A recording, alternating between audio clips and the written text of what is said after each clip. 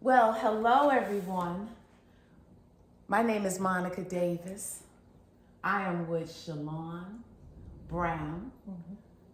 Everyone calls her Shai. Yes.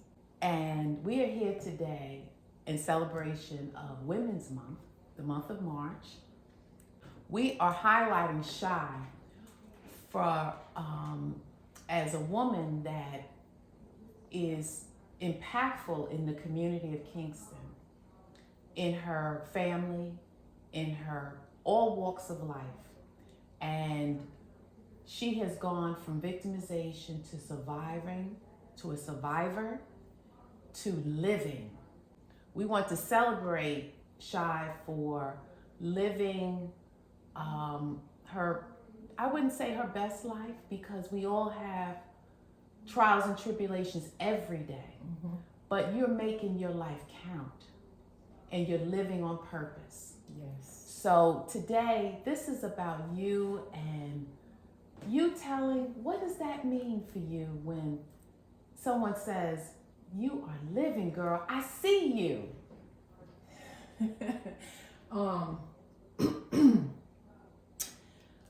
I always, first of all, you heard my name. It's Shalon Brown. I go by Shai. And I'm 51. And I am currently a social worker with my master's degree in social work. And living, shall I say, it took a long road to get here. Yeah. It took a long road to live. Yeah. A lot of healing, Yeah. which I'm still healing. Yeah. A lot of self-reflection, a lot of inner self work, a lot of letting go of trauma, childhood trauma. You know, I was trauma filled, very trauma toxic.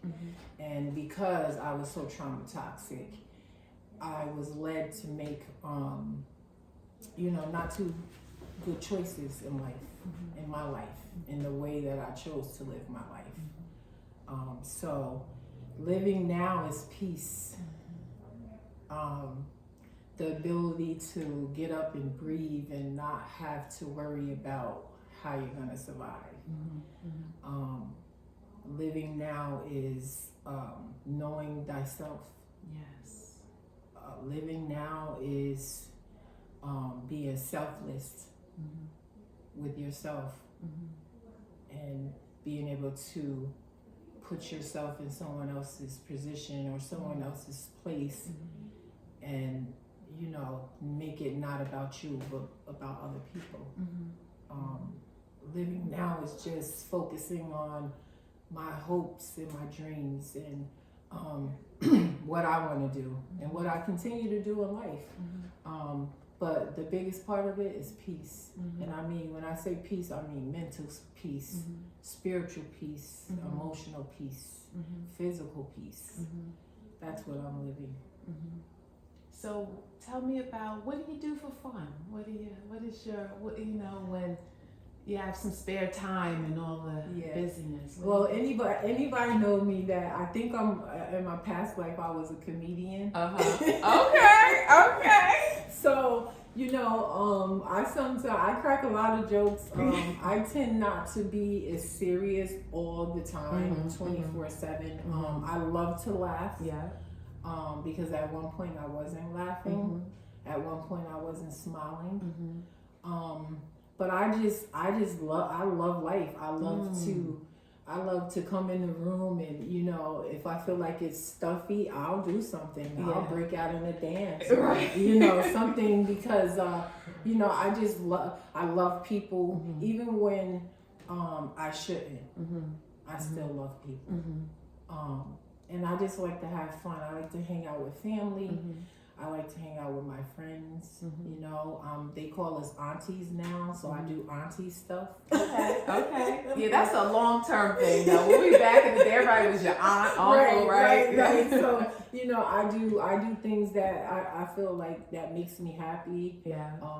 I love to dance. Yeah. I love to sing. Yeah. And those are the things I do. Yeah.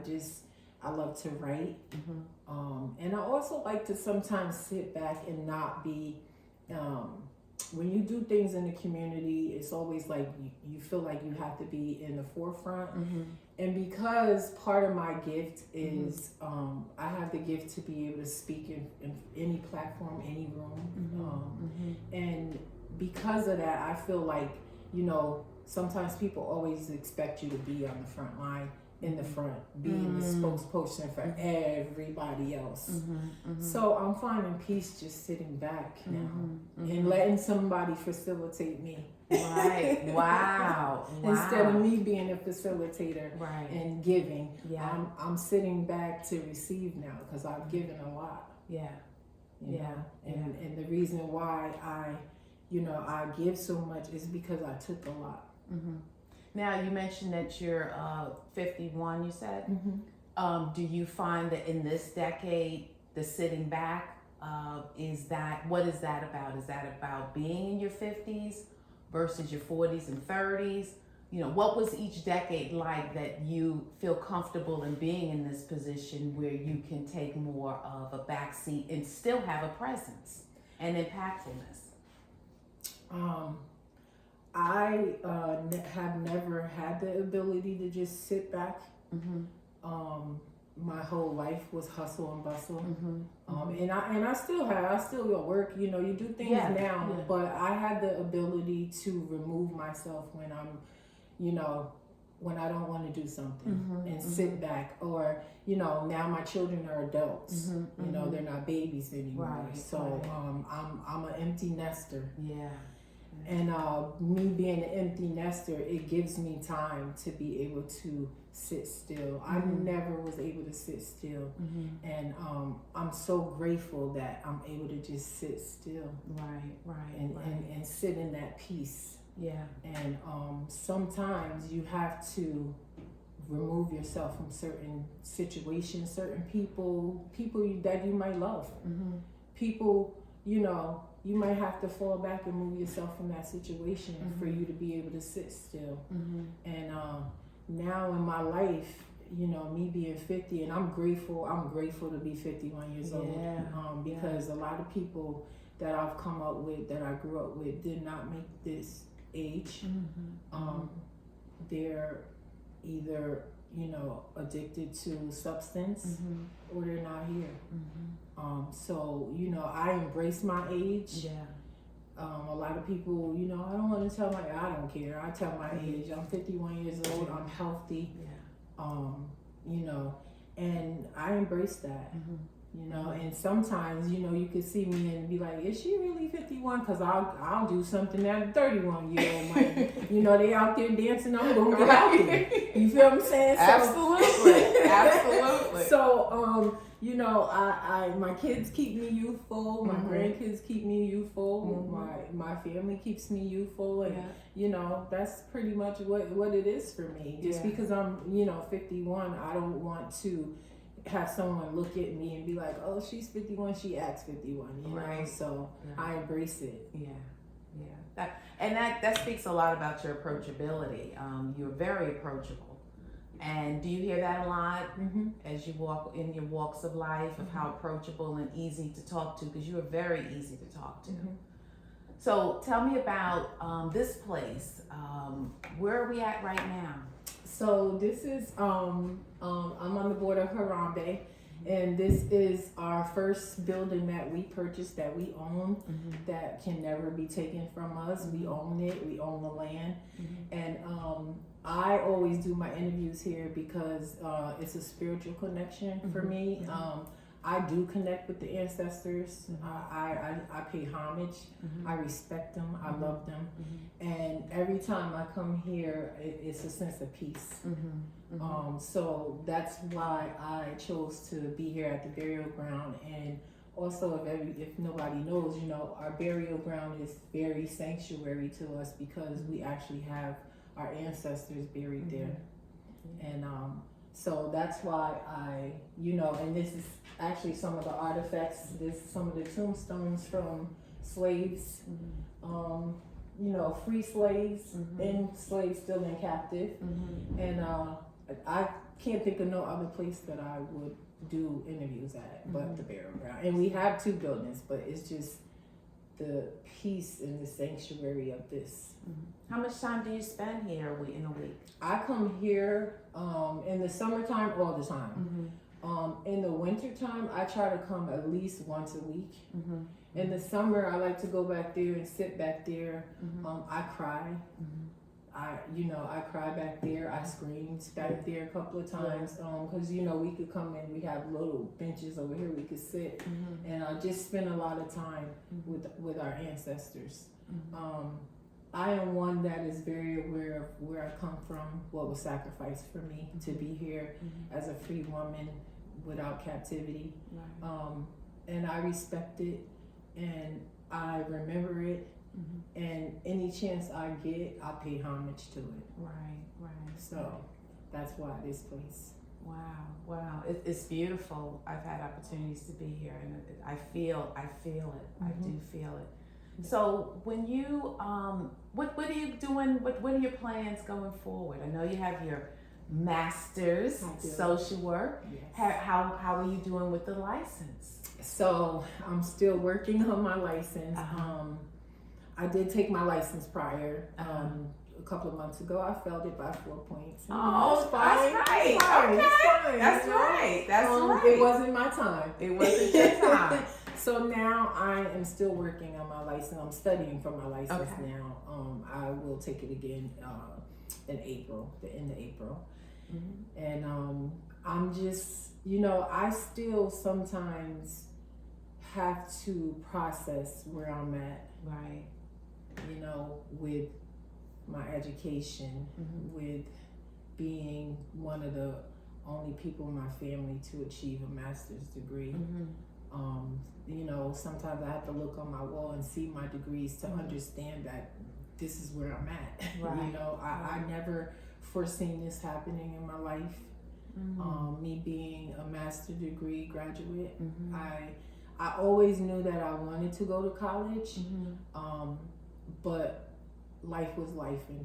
And I never was able to say, I want to go, I'm going to dedicate myself to go, and it's going to happen. I did start my journey off in Dutchess, but then I had my daughter, and then life started happening. And I went and got my CNA, and I did that for 12 years. Wow, okay.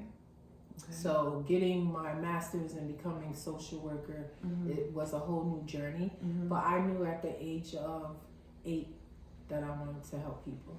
At the age of 8, so with that 8 little girl, tell me about that 8-year little girl thinking about wanting to help people. What was that? I didn't know how, but I knew that I wanted to be the person that gives that little girl a voice,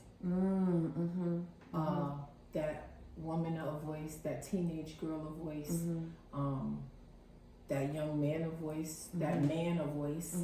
I always knew that. I knew that I wanted to be the person that, someone could have in their life where they can feel like their heart is protected with me. Or be a protector, and just give somebody the things that I didn't have.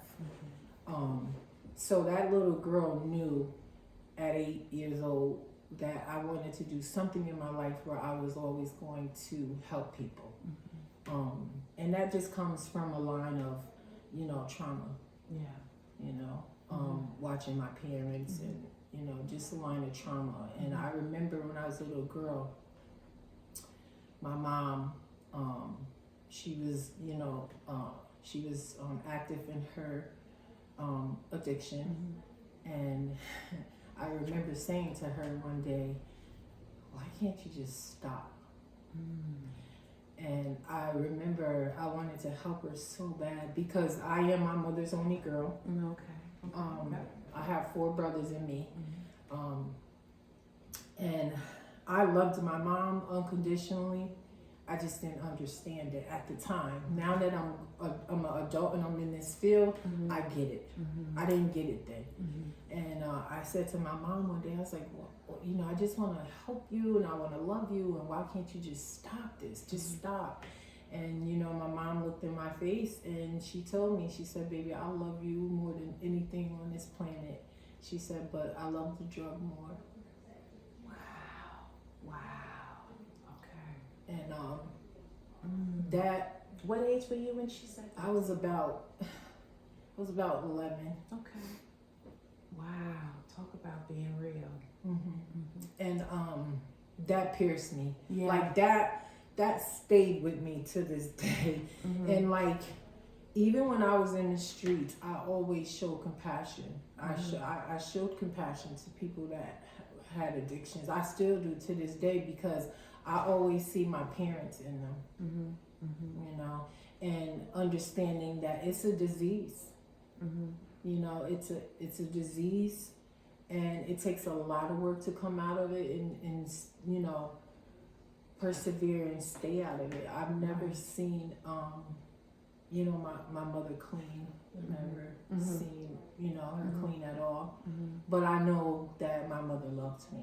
Yeah. She loved me the way that she could love me. Yeah. So. And the information that you have now, when she said to you, I love the drug more than I love you, you knew that that wasn't accurate. Right. It was just, I can't fight it. Right. Yeah, I don't have the tools. Yep.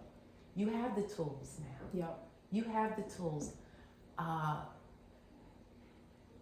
do you find going into that tool? I call it the womanhood toolkit. That our parents, our mothers, our fathers, may not have had. They didn't have that toolkit to reach in, to be able to say an encouraging word, or to be able to hear what they're saying, but more or less hear what's in their heart. You know, and there's a difference. Yeah. So you find that you have your toolkit, education, experience. What do you draw from? What is the greatest toolkit that you draw from that gets you to being able to do this field, to helping people in a way that's specific to them and not necessarily your experience? I think being in this field, what makes a good social worker or a good therapist good at what they do is they have to have lived through something. And I think with me, when I go out into the community to help people, I can hit every genre of a person. I can relate and I can understand. Yeah. And I think that's what makes me different from a lot of people. Because if you're in this field and you've never been through nothing, how can you tell somebody how can you tell this felon woman or man what they should be feeling or what they should be going through, or what prison did or did not do to them if you've never been to prison? You know, how can you tell a homeless person that it's going to get better if you never felt what it feels like to be hungry or not have a bed to sleep in? How can you have that conversation?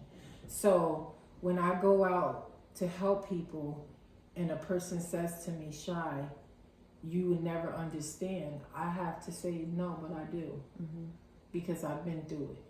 You know, so I think that's what makes people special in this type of work, because it's a burnout. Everybody cannot do this work. Yeah. You have to have some compassion. You have to have empathy. You have to understand people from every background and every genre. You can't go into this field to get rich, and you can't go into this field to just be about a paycheck. If you don't have compassion and empathy for the human race and what we see and what people go through and the trauma people endure every single day, then you're not gonna make it in this field. You're gonna burn out real quick, you know. And even me, some things I know my boundaries. You know, I know what field of people I can work with and what field of people I can't work with. Wow, that's important. That's really important. And do you find that's protection of you and them, or you know, tell me when you say you're very intentional on who you work with.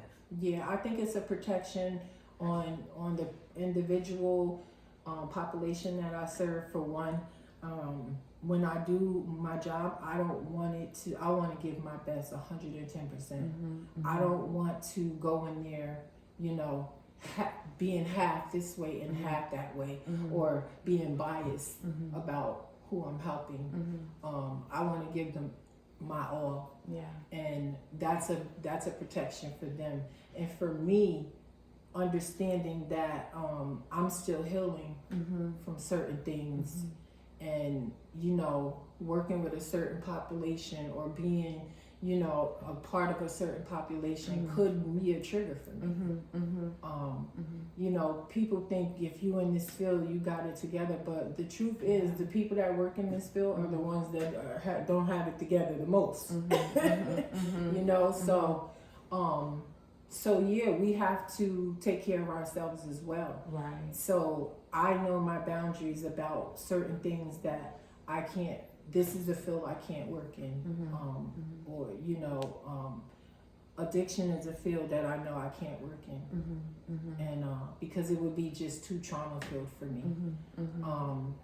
And until I am healed from that trauma, because I say healing, but until I am healed from that trauma, where I can go into that field of population and not see visions of my parents, I can't be there. That's real. Yeah, no, I appreciate that. So, where do you see yourself going forward in terms of creating a life that you are so far from removed? You're so far removed from that. Yes. What does that All dream? praises to the Most High. Praise. Yeah. Yes. Yes. I didn't do that by myself. Yes. And I still have struggles with it. You know, being that, you know, where I came from to sitting here now. I still, you know, I'm human. I still struggle with that. You know, but I'm just so grateful that I have tools where I can be like, you know what, Shai, check yourself, because the mind is so powerful, and the devil will come in and intervene, because when you up here and you shining, you know, forces don't want to see that, and they don't want to see you happy, so they start to play tricks on your mind. And have you thinking, you know, that someone you're not worthy enough, or you know, if you're struggling to put gas in your car, oh, you can go make some quick money this way, or you can, you know what I mean, and so I still, you know, I still struggle with that, you know, that I am so far removed, and but I never want to be so far removed where I can't go back into where I took so much from, and that's why I'm in the community, because I never want to be so far removed where I can't go and sit on the pavement with somebody homeless, or I can't go into someone's house and you know, hug, and that's why I hug so much, because I didn't get hugs when I was younger. I didn't get affection. So I give hugs, and you know, I've been told I give powerful hugs. I don't know if I just put all my energy into that hug. To it doesn't matter who it is. If you know, I give so much energy into that hug, because I am a true believer, and that hug that you give to somebody, that smile that you give to somebody, that hello that you give to somebody, that can make a day, you know. And we're so consumed, people are so consumed with life in their self-life, you know, that they're losing touch with humanity, you know. So me personally, I will hug anybody, you know. And if they, you know, if I were to give someone a hug and they're like, okay, I respect boundaries and I understand it, but there was a time no one could hug me. you know. Wow. There was a time that I needed a hug and I didn't have a hug. I didn't have no one to give me a hug. And I didn't grow up in a house where people said I love you often or they showed affection or so I wanted to change the dynamics of that because a lot of things are generational and I wanted to change some generational things. That's beautiful. And that's something that I do. And I get in trouble a lot, with the job because everybody's so professional. Oh, don't do this, don't do that. You're not supposed to get. But if I can't give a young woman, a young man, a child, a hug, a fist pump, a special handshake, which I have with my kids, special handshakes. Yeah. To make their day, then this is not the field for me. Right. Because I can't be just at a computer typing all day and have that robotic behavior. I can't do that. It's not in me to do it. So is this a job or a calling? It's a calling. Yeah. This is definitely a calling. Wow. Of course, you got to work to make money. Yeah. But honestly, I can't see me in no other job.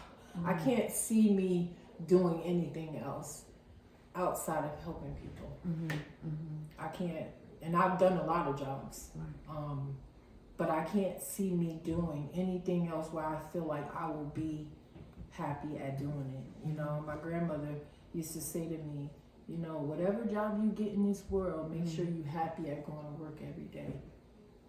Don't dread going to work every day. And I know if I was in, another field of work, I probably wouldn't be happy at, going to work.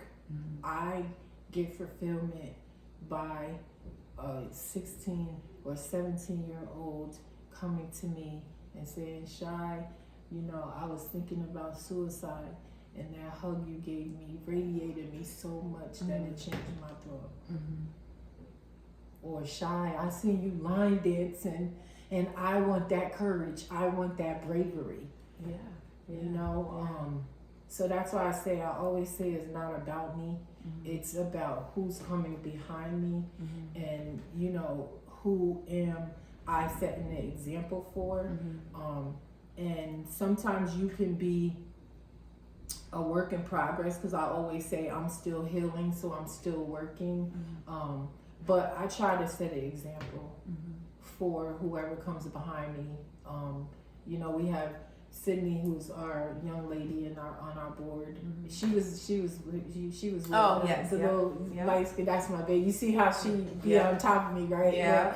But I love her to death, and I try to always set a positive example for her, and for my daughter. And you can set that example, but sometimes you set the example and people don't follow the example that you set. Sometimes people have so much trauma that they have not dealt with that it blocks them from anything else. And I have vowed to choose my peace over anything. And that means family, friends, anything. At some point, you had to make that decision. When was that decision that your peace was more important? So when, and I put this out in Rashawn's video too. So when I was 22 years old, I had a nervous breakdown. And I didn't know what it was because I didn't know about mental health. I didn't know about PTSD. I didn't know about depression. I didn't know about anxiety. I had all this stuff, but I didn't know what it was, anger. I was very angry. And I didn't know what it was. I just know that I went through this thing, went to the hospital for 4 days, and we never talked about it again. And I sat by myself in prison for a very long time. And when I came home, I said, I'm coming home. I don't want chaos. I don't want drama. I just want to be peace, at peace. And it took me a long time to get here, a long time, because You know, I had 3 children. I went to prison. I had 3 children. And, you know, when I came home, my children guilt-ridden me to the point where I was losing my mind. You know, just, oh, you went to prison, you left us, you know, and I would try to ease their pain by giving them all of me, giving them all of my money, giving them all of my pain, you know, giving them everything, but still having my own trauma to deal with. But I gave my all to them. And I was sitting in church one day, and I was just sitting there, and I was just talking to my higher power, and I let out this scream. And I think that I went to the front of the church, and I literally think I cried there for about an hour. Wow. Yeah. And to the point where Pastor Clark did his sermon, and I was still there. Wow. Yeah. And I remember him say, Shai's gonna be fine. She's gonna be all right. But that moment right there is where I was released. And I said, I'm not going to let people, because I had a lot going on within that moment. And I said, I'm not going to let people make me feel like this again. You know, my daughter was, you know, at that moment, her and I hadn't spoke for about 2 years. And she just emotionally would just beat me down. And the funny thing about it is, people look at me and like, Shai, you so strong, and you know, but I'm a different version of where I used to be. And I don't want to display any type of behavior where I don't have self-control.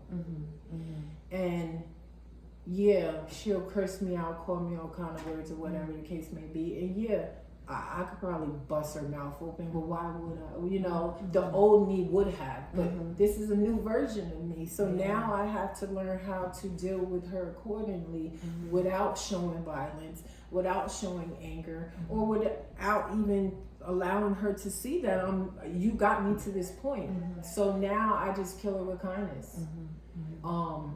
And that's where my peace comes in.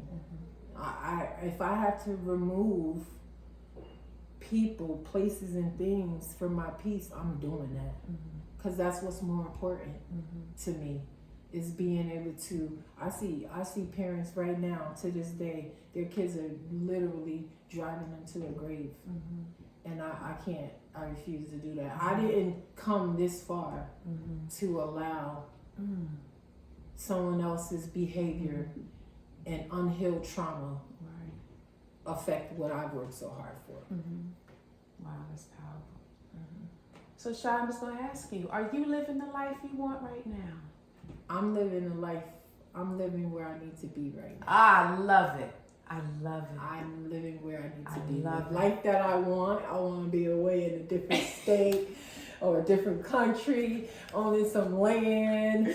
Yeah. You know, just me and all these animals, because I love cats, I love dogs, and it's so crazy. I never liked cats until a scenario was put in my place, but I'm definitely a dog lover, and I tolerate cats because, you know, people call me crazy because I keep cat and dog food in my car, because I'm truly believer that nobody starves when I see them. All right. So I'm living where I need to live right now.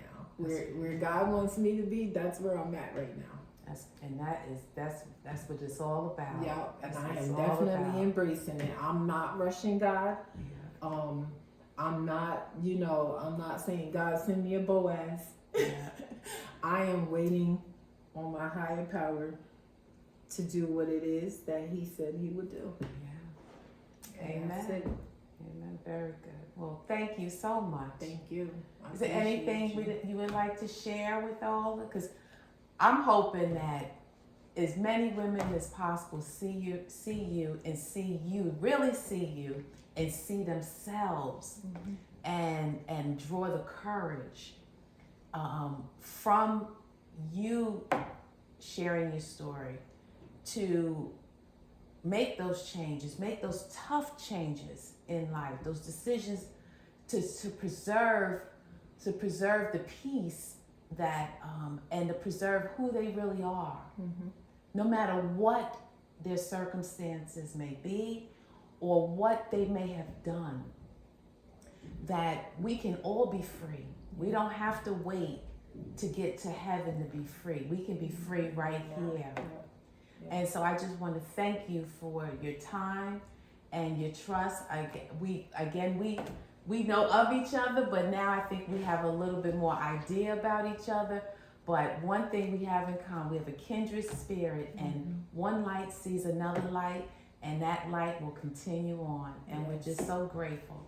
So grateful. So I want to thank you. Yes, I appreciate it. Thank you for, thank you for thinking of me, should I say. Thank you for thinking of me. I definitely want to be a vessel for other, this is for men and women, but I have such a powerful spirit for women, and to let women know that they are queens and let men know that they are kings. And to let women know that we have been silenced for centuries, and we no longer have to be. That's right. And your testimony can help somebody else. So your testimony can pull somebody else out of it. And, days I'd be like, I'm not going to do that. I don't want to talk about me. I don't want, but every single time I say I don't want to do it, the ancestors like, girl, go on out there and tell your truth and live in your truth, and know that you are worthy, and know that there is nothing that you have done in life, there is nothing that you will do in life that cannot be forgiven. Yeah, that's right. Forgiveness is a big tool, and you ain't doing that for them, you're doing that for you. So always remember that we are children of the Most High. Most High. That's right. So that's what I'm giving to people. Take that away. All right. Thank you so much.